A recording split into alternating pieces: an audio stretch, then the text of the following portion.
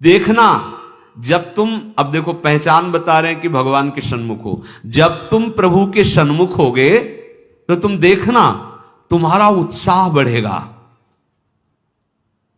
कभी कभी सत्संग में कहते हैं कि अब उस आनंद की उमंग को कैसे बताएं, ऐसा समझ लो जैसे किसी का ब्याह तय हो गया हो संसारी पुरुष का, और उसके मनोनुकूल पत्नी मिल गई हो, और वो कितना फूला फूला घूमेगी। या मां के इकलौते बेटे का ब्याह हो, फिर वो कैसे फूली फूली सबका स्वागत आनंद। अब ये कहां परमानंद में प्रभु से उदाहरण बैठेगा, पर वो तो अद्वितीय है, अचिंत्य है। पर ऐसे ही चंद्र शाखा न्याय जैसा कि डाल के एक हाथ ऊपर देखो चंद्रमा दिखाई दे रहा है, अद्भुत फूलन, अद्भुत उत्साह। जिस समय भगवत सन्मुख होगे ना, एक ऐसी उन्मत्तता, एक ऐसे आनंद की उमंग, उसके लिए ललचाओ। जो तुम खोज रहे हो वो इधर नहीं है, वो इधर है। परमानंद, विज्ञानानंद, क्या क्या भगवान की उस आनंद को महापुरुषों ने सजा करके, बहुत सुख में, परमानंद में। निश्चित निश्चित हम कई बार कहा है कि अगर इस ऐसा कुछ होता तो हम कह जरूर देते, भले हमारी कमी होती कि हमारी कमी के कारण, पर हम कह देते, बस सच्ची कहते हैं। वो उसी आनंद का ये जितना ये आनंद का जो क्षेत्र माना गया शरीर है, भोग है, इसकी तो दशा ही देख रहे हो। आनंद का स्वरूप प्रभु में। ज्यों ज्यों तुम्हारा प्रभु सन्मुख होकर कदम बढ़ेगा तो तुम्हारे अंदर अद्भुत आनंद, अद्भुत उत्साह, अद्भुत उत्कंठा और एक दिव्य शक्ति। यह भी बात, एक दिव्य शक्ति तुम्हारे अंदर, दैवी संपदा बढ़ने लगेगी, एक अलौकिक शांति रहेगी, दुख सुख में एक समानता का भाव आ जाएगा। कोई भी भोग तुम्हें प्रिय नहीं लगेगा, नहीं खान पान ते भावे है, नहीं कोमल वसन सुहावे है, सब विषय लगे ते खारा है, हरि आशिक का मग न्यारा है। संत जन देखते ही ऐसे लगेंगे जैसे स्नेह संबंधी जन मिलते हैं। अच्छा अच्छा, ऐसे संतों को देखते ही मन नाच पड़ेगा, आज तो हो भाग्य भगवत सन्मुख का, आज तो हो भाग्य, हमें साधु समागम मिला, हमें संत जन मिले। तुम्हारी विलक्षण एक स्थिति होगी, कोई भी द्वंद्व तुम्हें स्पर्श नहीं कर पाएगा। निराशा, चिंता, भय, विषाद, कामना, वासना, ये सब क्षीण होने लगेंगी, केवल भगवत सन्मुखता। जब तक तुम भगवान की तरफ पीठ किए हो और संसार भोगों की तरफ मुख किए हो, तो तुम कुछ भी कर लो, तुम्हें सुख शांति मिलने वाली नहीं। जितना जितना तुम भोग संग्रह, धन वैभव एकत्रित करोगे, उतना ही अशांत और चिंतित और शोकित होते जाओगे। ये महापुरुषों की बात है, देख लो अपने हृदयों को। जितना तुम भोगों की तरफ बढ़ोगे, परिणाम में ये दोष तुम्हारे अंदर आएंगे। जैसे भगवत सन्मुखता, तो कैसे जाने भगवत सन्मुख है? तो बोले ज्यों ही तुम भगवत सन्मुख होगे तो तुम्हारा एक एक क्षण नवीन उत्साह, नवीन उत्कंठा, दिव्य शक्ति और दैवी संपदा, शांति, समता, वैराग्य, प्रेम और संतों को देखकर अपार सुख, ऐसा ये भगवत सन्मुखता का लक्षण। अब यहां बता रहे, चाहे जितना तुम धन वैभव भोग एकत्रित कर लो, भगवत विमुख हो, तुम्हें कभी सुख शांति नहीं मिल सकती। भगवत विमुख का लक्षण क्या है? भय, विषाद, चिंता, राग, द्वेष, वैर, अशांति, द्रोह, दंभ, पाखंड, परिग्रह, हिंसा, कामना, वासना, ममता, दुर्गुण, दुर्विचार, भयानक दुख, ये भगवत विमुख के लक्षण हैं। जो भगवत सन्मुख होता है, एक भी उनके हृदय में नहीं होते। ये जांचो जांचो, अंदर जांचो।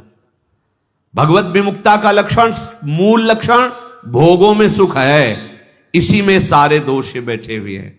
और जहां भगवत सन्मुख हुए, तहां तुम्हारा प्रतिपल नवीन उत्साह, नवीन उत्कंठा, दिव्य शक्ति, दैवी संपदा, शांति, समता, वैराग्य, प्रेम, समस्त द्वंद्वों से छूट करके एक अद्भुत आनंद और संत समागम जीवन बन जाएगा।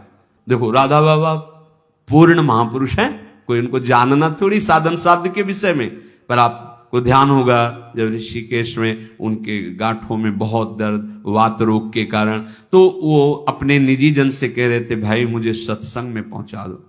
वो सेवा करते करते शायद श्रमित हो गए होंगे या जो भी, तो उन्होंने बाबा की इस बात का सपोर्ट नहीं किया। बहुत बार कहने पर तो बाबा कहा कि आप ये जानते हो कि हम जा ही नहीं पाएंगे। उन्होंने कहा आप जा ही नहीं पाओगे क्योंकि आपकी गांठ, बोले ऐसा नहीं। फिर जो बाबा ने अंदर बात की, वो जो लिखा था कि भगवान श्री कृष्ण से प्रार्थना की कि प्रीतम मुझे इतनी सामर्थ्य केवल दे दो कि जहां से सत्संग सुनाई देता वहां तक मैं पहुंच जाऊं, और एक बांस डंडा उठाया और बाबा घसीटते हुए वहां गए। इस बात का बहुत प्रभाव पड़ा हृदय में कि इनको कोई साधन साध्य विषय अब जानकारी की आवश्यकता नहीं, पूर्ण महापुरुष हैं, संपूर्ण हैं, उनमें कोई भी, लेकिन ऐसे महापुरुष होते हुए सत्संग की इतनी प्रियता, वो देखो लिखा है साधु सम, एकदम आनंदित हो गए कि आज तो मुझे साधु समागम मिला। ये भगवत सन्मुख का लक्षण, विमुख का नहीं, भगवत सन्मुख का लक्षण। तो हम अपने को जबरदस्ती मुख मोड़ना होगा। अगर हम इसी जन्म में परम कल्याण चाहते हैं, इसी जन्म में सुख चाहते हैं, मुख मोड़ना हो। जबरदस्ती शब्द लिखा है, जबरदस्ती मोड़ना, हटो हटो। जैसे ये ना कि अब जिस तुम कगार पे खड़े हो, भारी दरार पड़ गई है, जबरदस्ती हटो नहीं तो गिरने वाले हो, धारा में तुम बह जाओगे, डूब जाओगे। ऐसे ही तुम्हारी वही दशा है जैसे हरी हरी घास खा रहा है बकरा और बकरी से सहवास कर रहा है और बड़ा सुख का अनुभव कर रहा है, पर वो कसाईवाड़े में बंद है। वो ये नहीं जान रहा कि अब की नंबर हमारा आ रहा है गड़ासा चलने का, वो नहीं जान पा रहा है। इसी प्रकार आप खान पान, शौक, मौज मस्ती, परिवार, सांसारिक सुख भोग रहे हैं, पर आपको पता नहीं कि काल के कसाईवाड़े में है। मौत का गड़ासा वो बिल्कुल तैयार किए हुए है, बस समय की देरी है, नंबर आपका ही है। सावधान। इसीलिए करे जबरदस्ती भगवत सन्मुख करो अपने मन को, अपने तन को, अपनी वाणी को, अपनी चेष्टा को। कोई उपाय नहीं है बचने का। आपको दिखाई दे रहा क्या है, तो भयभीत कर रहे हैं, आप देख ही नहीं पा रहे हो, भय तो तांडव मचा रहा है। देख लो, ऐसे जरा सी भूमि हुई, हजारों लोग मकान के नीचे दब के मर गए। ऐसे जल में उफान आई, एक लहर आई, प्रांत का प्रांत नष्ट कर दिया। क्या क्या लीलाएं हो रही प्रकृति की, माया की।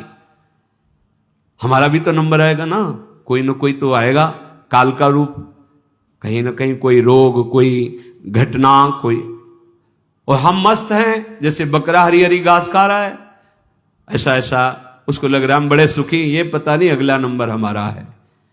तुमको बिना सूचना दिए, बिना राय के तुम्हारी मृत्यु तुम्हारा नाश कर देगी। मृत्यु किसी से राय लेती क्या कि अब हमारी प्रार्थना स्वीकार करें, हम अपना काम शुरू करें, यदि आपकी आज्ञा हो? ऐसा नहीं हो। अगर ऐसा हो तो कोई तैयार नहीं होगा, कोई नहीं तैयार होगा। बिना आपको सूचना दिए, बिना आपकी राय के वो आपका नाश कर देगी मृत्यु। इसलिए वो सहसा आप पर आक्रमण करेगी, उसके पहले आप सावधान हो जाओ।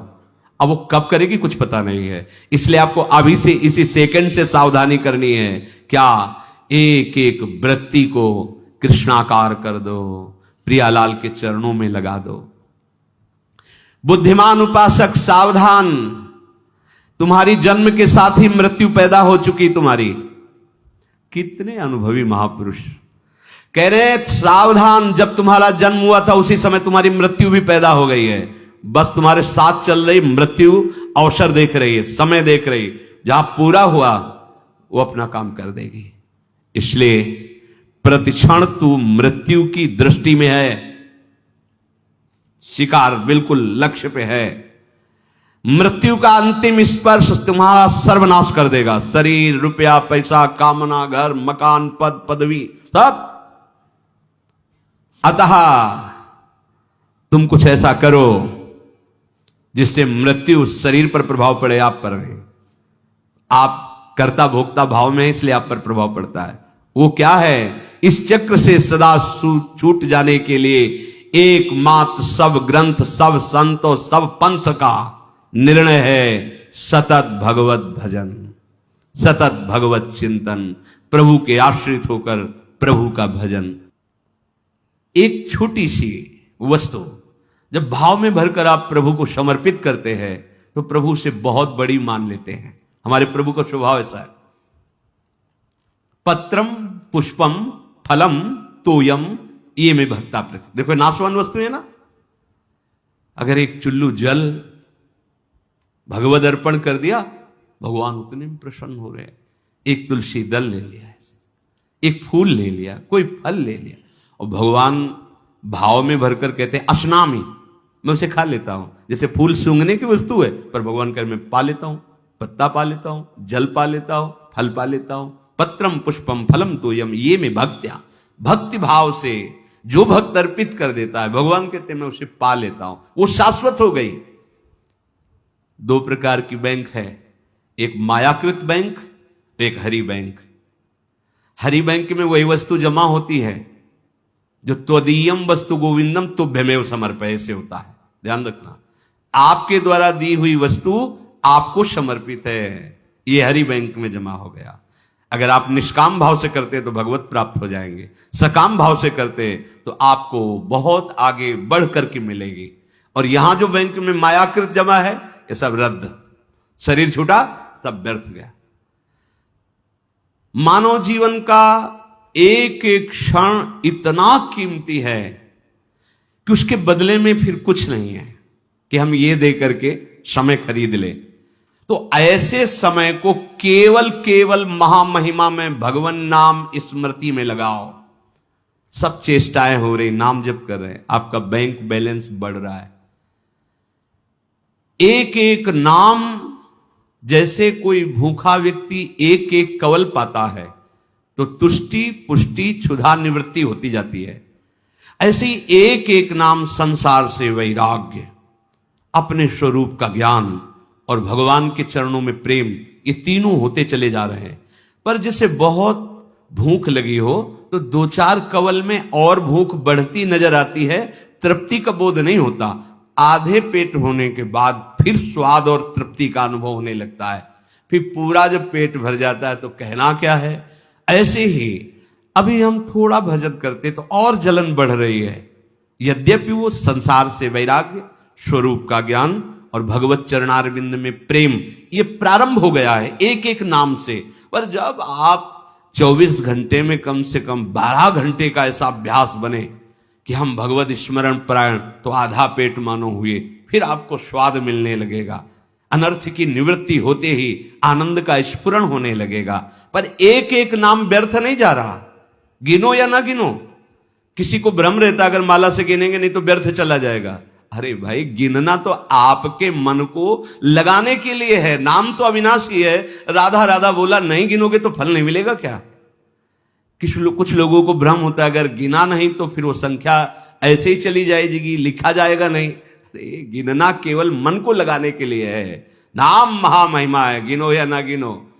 अब प्रेमी जन गिनने में नहीं रहते।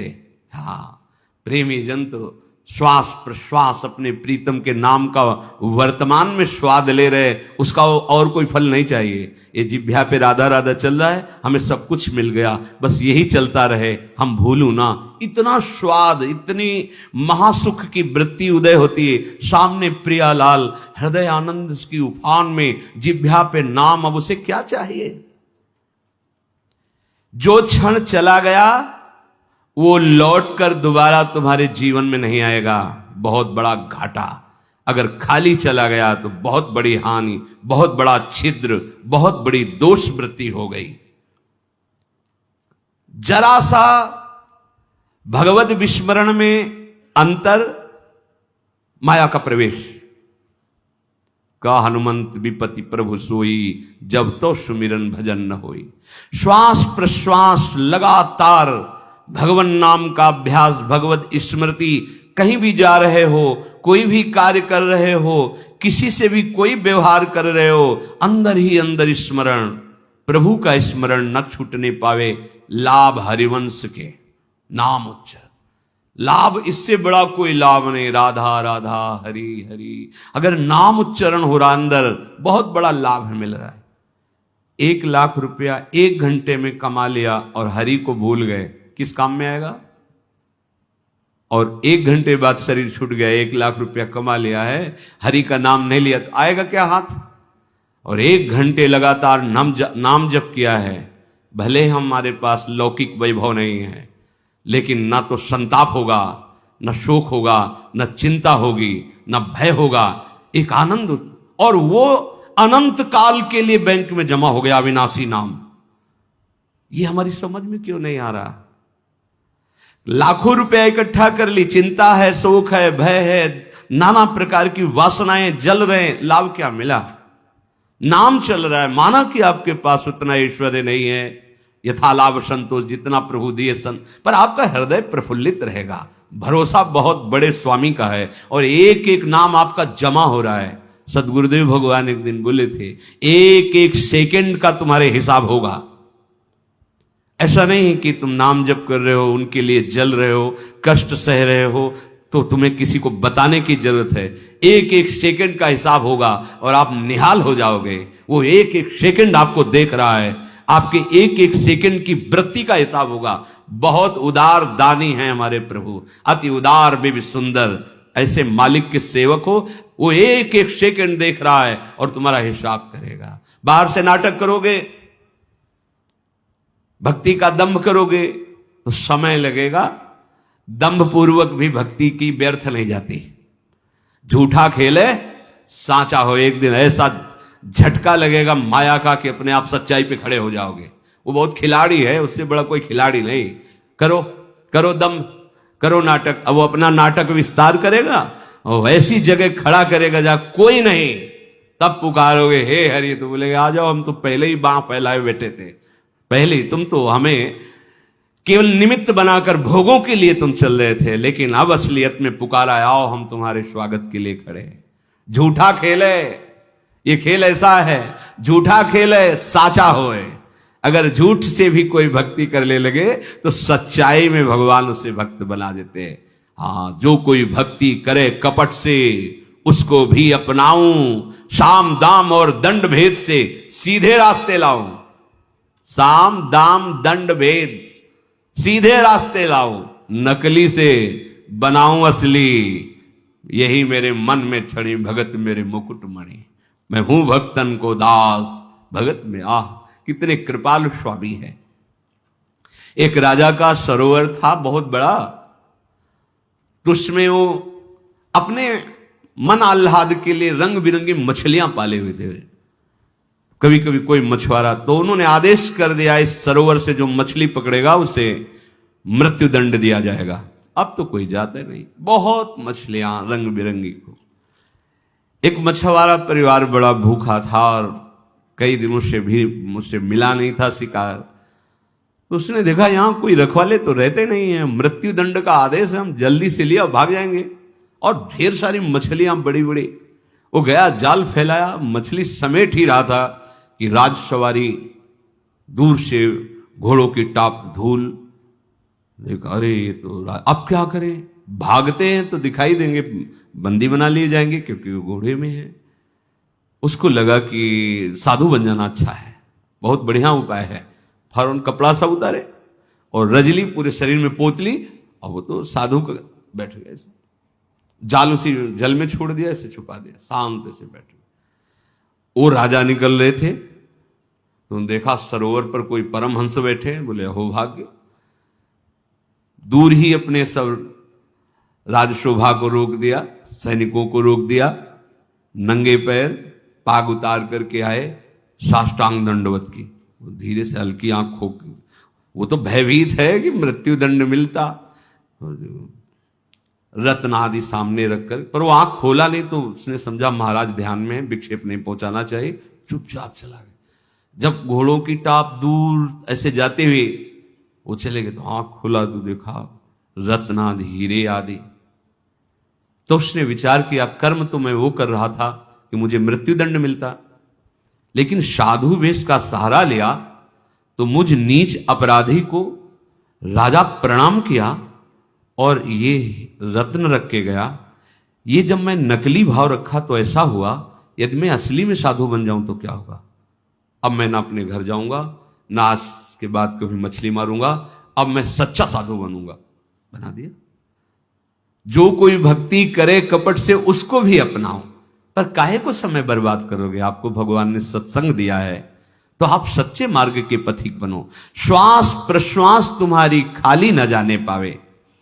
जब तक तुम्हारा मुख भोगों की ओर है, मुख का तात्पर्य अंदर से है, अंतर ही अंतर, तुम सब साधन कर रहे हो लेकिन तुम्हारी विश्राम स्थिति मन मानता है भोग में। क्या खाने को मिलेगा? हाँ, हर्षित हो गए। क्या भोगने को मिलेगा? हर्षित हो गए। मतलब आप अभी भोगों के सन्मुख हैं। अंतर की बात देखना। जब तक तुम्हारा मुख भोगों की ओर है तो तुम कह रहे हो कि हम भगवत मार्ग के पथिक हैं, भगवत मार्ग में चल रहे हैं, पर तुम चल भोगों की ओर ही रहे हो, प्रभु की ओर एक कदम नहीं चल रहे हो। जैसे कई बार सत्संग में बताया है कि ये बिहारी जो हैं, आप मुख इधर करो छठी करा की तरफ और दौड़ लगा दो तो आपका हर कदम बिहारी जी से दूर होता चला जा रहा है। आप बहुत चल रहे हो लेकिन विपरीत चल रहे हो तो आप बिहारी जी से दूर होते चले जा रहे हो। और ये मार्ग है, लेट जाओ और लेट कर चलो तो समय आएगा पहुंच जाएंगे, क्योंकि आप सही मार्ग में चल रहे हो। आप ऐसे सोए सोए चलो, एक बार लेट गए 10 मिनट फिर लेटे, फिर एक बार उठे फिर लेट गए, आप पहुंच जाओगे क्योंकि सही मार्ग है। समझो, भाव समझो। यदि आप भगवत सन्मुख हैं तो आपकी चाल धीमी होगी तो भगवान मिल जाएंगे, और आप भगवत विमुख हैं, भोगों के सन्मुख हैं तो दौड़ लगा लो, हर कदम आपका प्रभु से दूर होता चला जाएगा, आपको दूर करता चला जाएगा। यही भेद उपासक नहीं समझ पाता और पूरा जीवन लगा देता है। बहुत ध्यान देने का विषय कि आप समझते हैं परमार्थ के पथिक अपने को और चाल है भोगों की तरफ, तो हर कदम आपको प्रभु से दूर करता गया और आप कर रहे 50 वर्ष से मैं चल रहा हूं लेकिन मंजिल नहीं मिली, क्योंकि मंजिल की तरफ आपका मुख ही नहीं था। आपका मुख था मंजिल के विपरीत, जो प्रतिकूल से वर्जनम स्थिति होनी चाहिए, वहां अपने अनुकूलता देखी और चल पड़े भोगों की तरफ। तो फिर क्या होगा? आप यही को कहते हैं आकर कि 20 वर्ष से मैं साधन में हूं। क्या साधन में हो? बहुत दौड़ने वाले हो, बहुत दौड़ाक हो, लेकिन विपरीत दौड़ रहे तो फायदा क्या हुआ? अरे धीमी भी चाल हो लेकिन अनुकूल चाल हो तो मंजिल पास है, दूर नहीं है। ये बहुत समझने की बात, बहुत समझने की बात। यही गलती हमसे होती है। महापुरुषों द्वारा स्वादनीय शास्त्र जिसकी जय घोष करता है, ऐसे नाम का अपमान कर रहे हो। तुम्हारे कदम किधर हैं? किधर है कदम तुम्हारे? तुम्हारी चाल किधर है? पहले देखो ना। अरे सन्मुख होए जीव मोई जमही, जन्म कोट यज्ञ नाश होते। मेरे प्रभु कहते हैं करोड़ों जन्म के पाप उसी क्षण नष्ट कर देता हूं जब सन्मुख होते। सन्मुखता का मतलब समझो। अंदर ही अंदर भोगों को विश्राम मान रहे हो, भोगों को सुख मान रहे हो, मान प्रतिष्ठा को जीवन का लाभ मान रहे हो, तो आपके सम्मुख कौन है? प्रभु हैं या मान प्रतिष्ठा है या भोग है या संसार है? क्या वेश रख लेना प्रभु की सन्मुखता होती है? क्या उद्देश्य क्या है तुम्हारा? उद्देश्य सन्मुखता होती है। उद्देश्य बहुत बार कहा है, उद्देश्य को आप ठीक कर लीजिए।